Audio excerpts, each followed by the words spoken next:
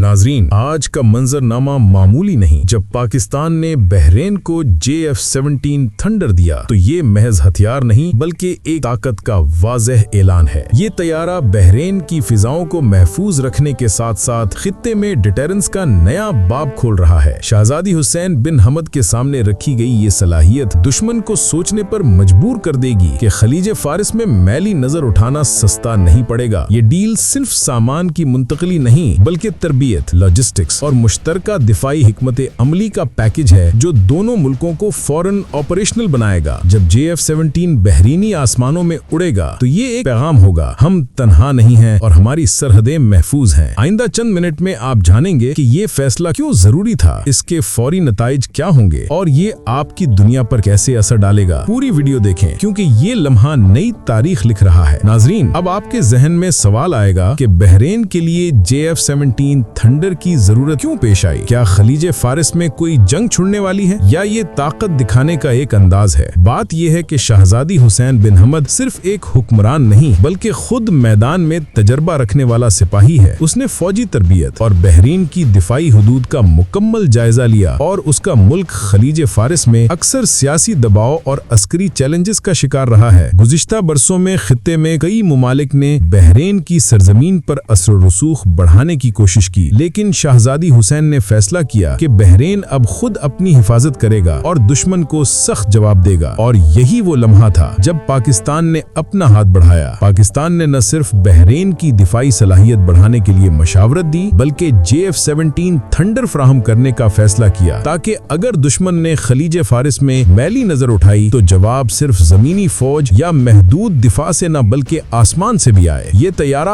आवाज की रफ्तार से दोगुनी रफ्तार रखता है, 1.6 मैक की रफ्तार के साथ परवाज करता है, यानी 1970 किलोमीटर फी घंटा से ज्यादा, और 1200 किलोमीटर की रेंज के साथ एयर टू एयर रिफ्यूलिंग के जरिए कई घंटों तक फिजाओं में रह सकता है। JF-17 थंडर का वेपन सिस्टम किसी भी बड़े जंगी तैयारे से कम नहीं है। ये BVR missiles, laser guided bomb और स्मार्ट वेपन से लैस है। सबसे मशहूर हथियार PL-12 मिसाइल है जो 100 किलोमीटर से ज्यादा फासले पर दुश्मन के तैयारे को निशाना बना सकता है, वो भी बगैर इंसानी मुदाखलत के। बस एक लॉक ऑन और मिसाइल अपने हदफ तक पहुंचता है। इसके अलावा रात क्रूज मिसाइल भी ले जा सकता है जो जमीनी दुश्मन के बंकर्स, कमांड सेंटर्स और असलहा डिपो को तबाह कर देता है। JF-17 जदीद तरीन इलेक्ट्रॉनिक वॉरफेयर सिस्टम से भी लैस है। ये दुश्मन के रेडार, कम्युनिकेशन और मिसाइल गाइडेंस को जाम कर देता है। अगर दुश्मन ने तैयारा भेजा या मिसाइल दागा तो थंडर उसकी आंखें बंद कर देता है और निशाना बनने से पहले वो कुछ भी नहीं समझ पाता। यही निजाम भारत के जदीद तैयारों को भी नाकाम कर चुका है और यही वजह है कि खलीज में बहरीन की फिजाई हुदूद अब महफूज है। नाजरीन, पाकिस्तान ने बहरीन को JF-17 थंडर देने के बाद OIC के इस्लामिक नेटो इज्तिमा में भी ताउन किया। पाकिस्तान ने न सिर्फ बहरीन की दिफाई जरूरियात की मदद की बल्कि इस्लामिक नेटो के तहत मुश्तरका अस्करी मंसूबों की तजावीज भी पेश की।